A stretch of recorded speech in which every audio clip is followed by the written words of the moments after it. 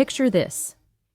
I'm standing on the edge of a world so still, so untouched, that even the whisper of my own breath feels like an intrusion.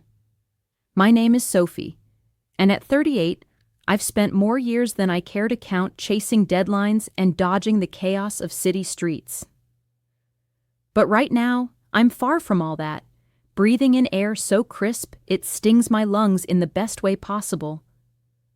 My husband, Mark, is with me, 40 years old, an accountant with a mind that's always crunching numbers or lost in some quiet corner of thought. He's the kind of man who needs space to unravel his feelings, and after 12 years of marriage, I've learned to give him that. Our life together isn't a fairy tale, but it's steady, grounded. Or at least I believed it was until this weekend. We decided to trade the relentless hum of urban life for something simpler, something raw. Pine Hollow Campground called to us. A remote lakeside haven tucked away beneath a canopy of towering pines that seemed to guard the secrets of the forest. The lake here is like a sheet of glass, reflecting the endless sky with such clarity it's almost disorienting. There's no cell signal out here, no buzzing notifications to pull us apart. Just the distant, haunting hoot of an owl somewhere in the shadows and the promise of a weekend unplugged from everything but each other. I couldn't wait to sit by a crackling campfire with Mark, to let the warmth of the flames and the quiet of the night stitch up the little phrase in our connection. This place felt like a reset, a chance to step out of the mundane routines that have started to weigh on us. Bills, work, the same conversations looping over dinner. I had this vision of us laughing over burnt marshmallows, of seeing that rare, unguarded smile of his light up in the fire's glow. As we rolled into the campground earlier today, I noticed we weren't entirely alone. There are a few other campers scattered around, their tents dotting the landscape like little islands of solitude. One of them caught my eye, a tall, rugged man named Ethan, setting up his tent not too far from ours. He's got this striking presence, sharp features carved like they belong to the wilderness itself, and a quiet intensity that seems to hum beneath the surface. I only exchanged a polite nod with him as we passed by, but there was something about the way he moved, deliberate and sure, that stuck with me. Still, my focus is on Mark, on us. This weekend is about rebuilding, about finding those small, precious moments that remind us why we chose each other all those years ago. The sun is starting to set now as I unpack our gear at the campsite, the golden hues spilling over the lake like liquid amber. I'm pulling out our sleeping bags, the cooler, the little lantern we bought on a whim last summer, and I can't help but feel this flutter of anticipation. The air smells of pine needles and damp earth, a scent so grounding it pulls me right into the moment. I run my hands over the rough texture of our small two-person tent as Mark and I work together to set it up, the nylon fabric scraping against my palms with every tug of the stakes. It's a cozy little setup, just enough room for our sleeping bags, and that lantern casting a soft, warm glow as we finish. Underfoot, pine needles crunch with every step, a satisfying sound that mixes with the faint rustle of leaves in the evening breeze. I take a deep breath, letting the damp, loamy smell of the forest fill me up, and for a second, it feels like the weight of the world is finally slipping off my shoulders. Mark, as always, takes charge of the practical stuff. I watch him gather firewood, his movements precise and methodical, like he's solving a puzzle only he can see. He builds a small campfire with steady hands, arranging the logs just so, and I can't help but feel a flicker of admiration for his quiet competence. There's something comforting in the way he works. No wasted effort, just pure focus. Soon the fire crackles to life, a tiny beacon of warmth in the growing dusk, and we settle down on a weathered log nearby. Dinner is simple. Sandwiches we packed earlier, the bread a little squished but still good, and hot cocoa poured from a thermos, the steam curling up into the cool air. I cradle the mug in my hands, letting the heat seep into my fingers as we talk. It's light stuff at first, the kind of chatter that skims the surface, how work's been dragging me down, how he's been buried in spreadsheets, what we might do tomorrow. Maybe a hike to the far shore of the lake, where the view is supposed to be breathtaking. His voice is calm, steady, and I find myself relaxing into the rhythm of it, the fire casting flickering shadows across his face. But as the sky darkens, painting the world in deep blues and purples, I notice a shift in him. Mark grows quieter, his brow furrowing like he's wrestling with something he can't quite name. I've seen that look before, the one that means his thoughts are pulling him somewhere I can't follow. He sets down his mug, the cocoa barely touched, and mutters that he needs to clear his head. "Just a short walk," he says, his voice low, almost to himself. I nod, understanding that need for solitude, even if a tiny part of me wishes he'd stay. I've learned over the years not to push him when he's like this, so I watch him disappear into the forest, his silhouette swallowed by the shadows of the pines, and I pull a thick wool blanket around my shoulders, settling closer to the fire. Alone now, I let the moment wrap around me like a cocoon. The flames crackle and pop, sending little sparks drifting up into the night, and the warmth presses against my face, a stark contrast to the cool air that nips at the back of my neck. I'm lost in the dance of the fire, the way the orange and gold tongues lick at the darkness, casting a hypnotic glow that pulls me deeper into my thoughts. My mind wanders to Mark, out there somewhere in the forest, wrestling with whatever's weighing on him. I wonder if I should have said something more before he left, offered a hand or a word to anchor him. But I know him too well. He needs that space, that silence, to sort through the tangle in his head. So, I sit here, the blanket heavy on my shoulders, and let the quiet of the night settle over me like a second skin. Then, out of nowhere, a faint rustle breaks through the stillness. It's coming from the trees just beyond the edge of the firelight. A soft, deliberate sound that makes my heart skip a beat. I freeze, my eyes darting toward the shadows, straining to make out a shape in the dark. It's probably just an animal, I tell myself. A deer or a raccoon foraging in the underbrush. I've heard those sounds before. Little whispers of life in the wilderness that don't mean anything. But there's something about this noise, something too measured, too close, that keeps me on edge.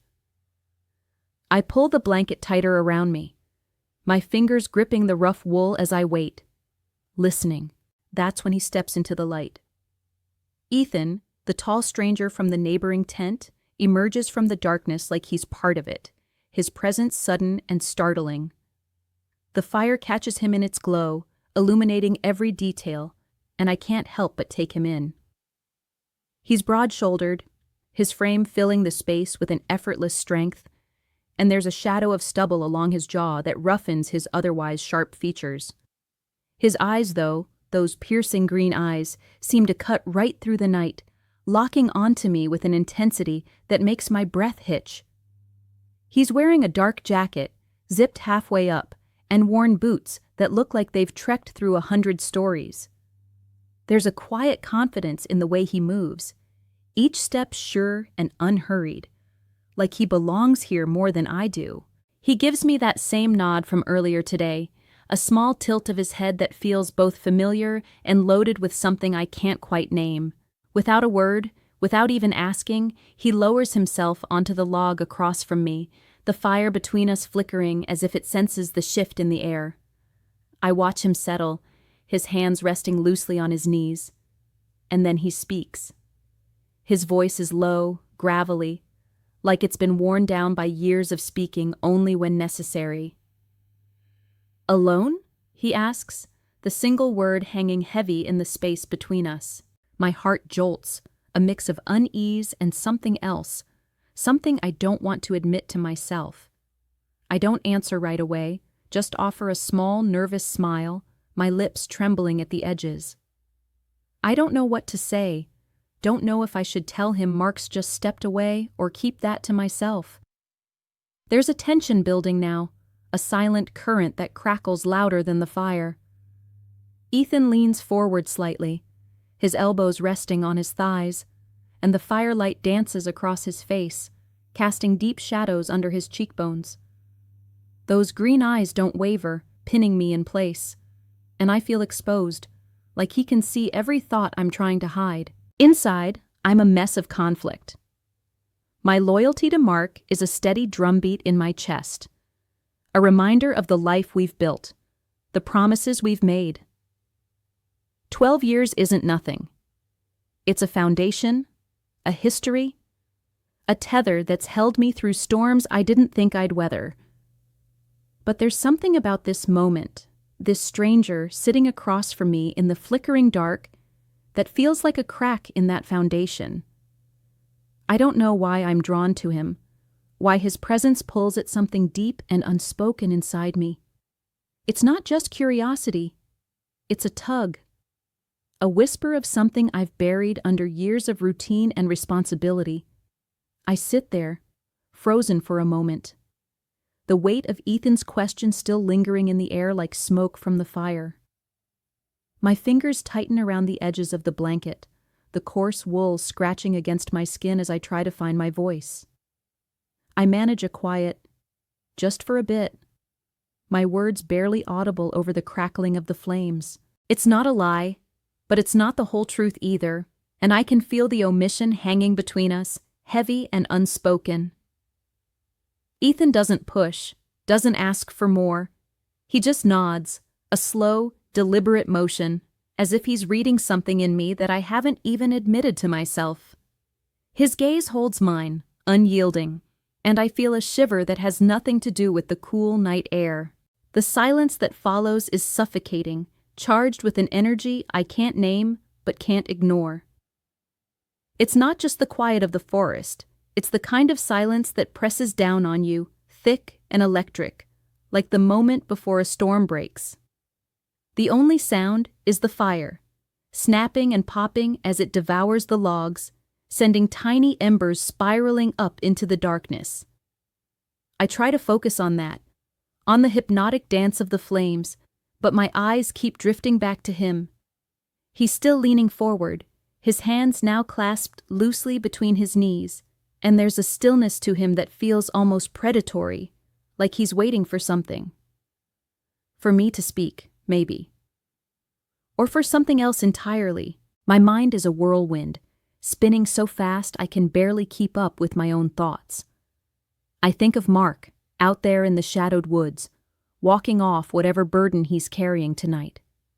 I picture his face, the familiar lines of worry etched into his brow, the way he always seems to carry the weight of things he won't share. 12 years of marriage flash through me, our wedding day, the way he fumbled with the ring, nervous but smiling, the late nights we spent talking about dreams we've long since shelved, the quiet mornings where we didn't need words to understand each other. Those vows I made, they're not just words. They're a promise, a commitment I've held onto through every rough patch. But here, in this isolated corner of the world, those promises feel distant, like they belong to another version of me, one who isn't sitting here under the weight of this stranger's gaze. And then there's this other thing, this reckless, unexplainable pull that's clawing at the edges of my resolve. It's not rational, not something I can justify or even fully understand. It's a thrill, a dangerous whisper of the forbidden that I've spent years ignoring. Out here, in the vastness of Pine Hollow, with no one to see and no consequences to face in the immediate dark, it's like the rules of my life have been stripped away. The forest doesn't care about my vows or my guilt. It doesn't judge. It just exists, ancient and indifferent, and somehow that indifference feels like permission. I hate myself for even thinking it, but the thought is there, gnawing at me, tempting me to step over a line I've never dared to cross. Ethan shifts slightly, and the movement pulls me out of my spiraling thoughts. His hand reaches up to adjust the collar of his jacket, a casual gesture, but then it lingers, dropping slowly to rest on his knee again. He doesn't break eye contact, and I feel the heat of that look as much as I feel the warmth of the fire on my face. There's a question in his eyes, one he doesn't voice, one I'm terrified to answer, even in the privacy of my own mind. My chest tightens, guilt and desire warring inside me like two opposing currents, pulling me in directions I can't reconcile. I should stand up, walk away, go find Mark, or at least retreat to the safety of our tent. But my body doesn't move. It's like I'm rooted to this log. Caught in the gravity of this moment I can't escape. I shift closer to him, almost without realizing it. My body acting before my mind can catch up. My heart is pounding so hard, I'm sure Ethan can hear it over the dying crackle of the fire. I'm inches closer to him now, the space between us shrinking with every breath. And I can feel the heat of his presence as much as the warmth of the flames. My mind screams at me to stop, to pull back, to remember who I am and who I belong to. But my body betrays me, leaning into the pull of something I can't name. He doesn't move away. Instead, his gaze intensifies, those green eyes burning into mine with a hunger that mirrors the storm raging inside me. And then, in a moment that feels both inevitable and catastrophic, he closes the gap. His lips crash into mine, urgent and raw, a kiss that steals the air from my lungs and sends a shockwave through every nerve in my body. I don't resist. I can't. The roughness of his stubble scrapes against my skin, a sharp contrast to the softness of his mouth, and it ignites something primal in me, something I've kept locked away for far too long. His hands find my waist, firm and possessive, the heat of his touch searing through the thin fabric of my shirt.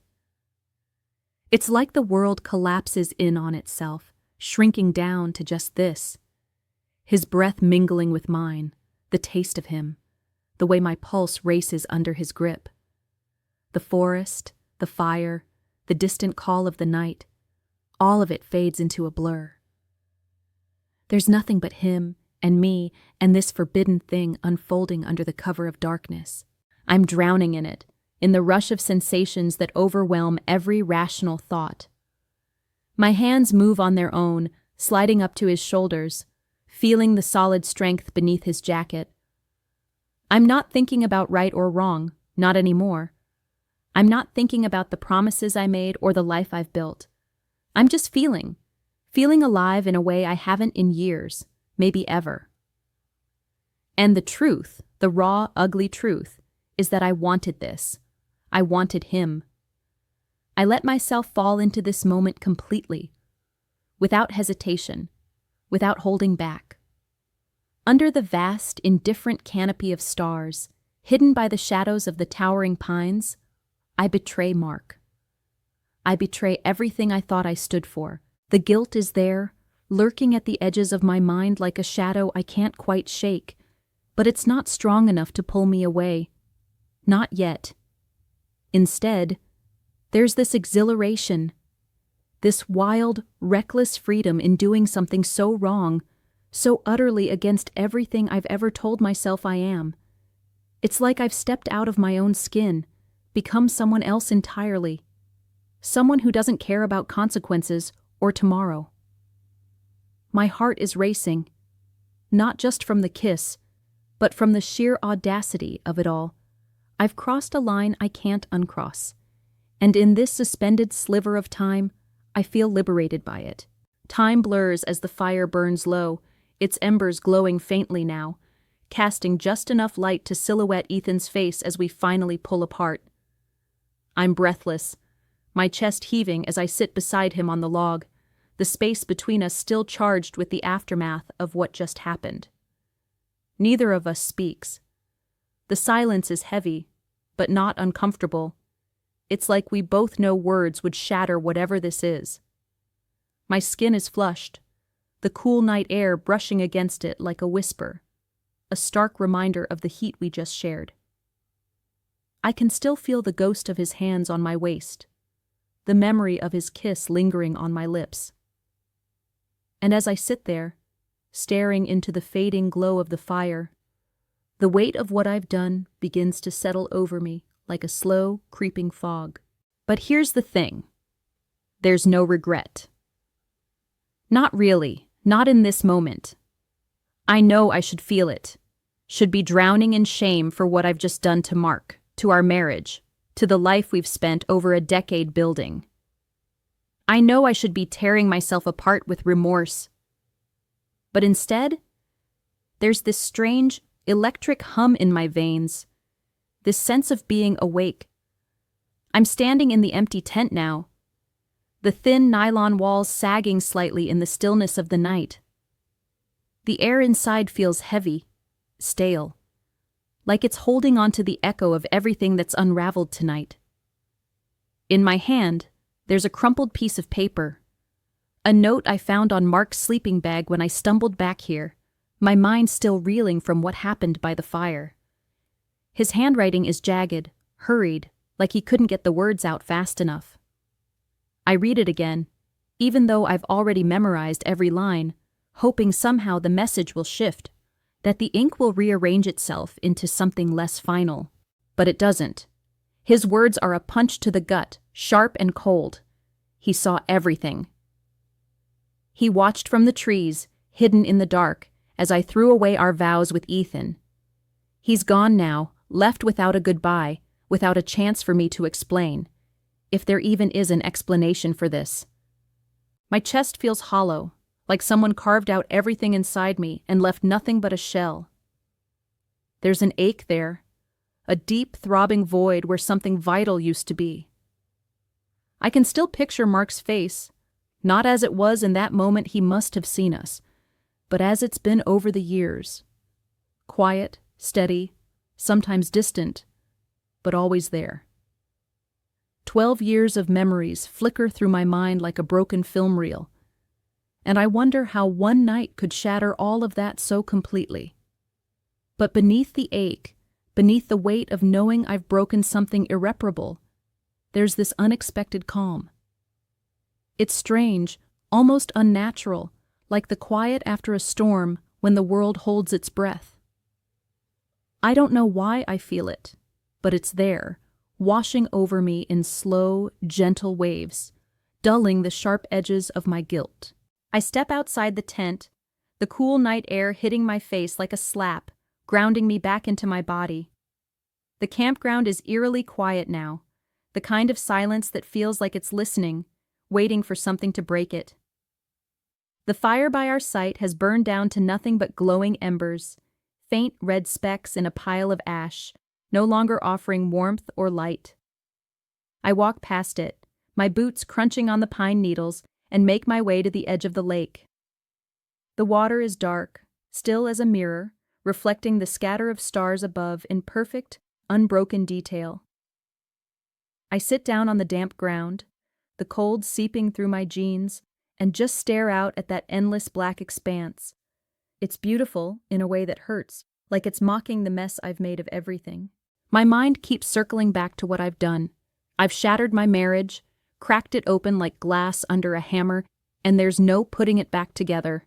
I can't stop imagining Mark out there in the forest, watching from the shadows as I kissed Ethan, as I let myself fall into something I knew was wrong.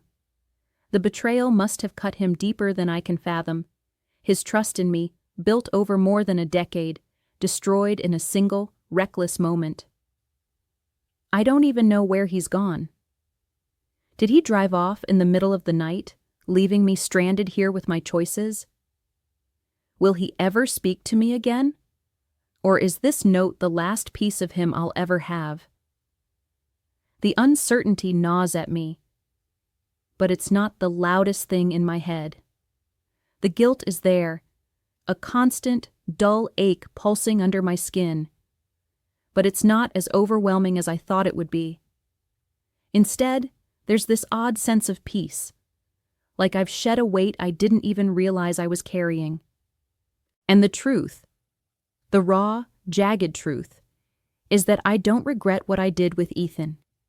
Even now, with the wreckage of my life laid bare, I can't bring myself to wish it hadn't happened. I dig my hands into the cold earth beside me, the dirt gritty and damp under my fingernails, anchoring me to this spot. The chill of the night creeps into my bones, a slow invasion that makes me shiver, but I don't move. Don't forget to subscribe, like, and comment if you enjoyed this story. This will help us create more engaging stories for you.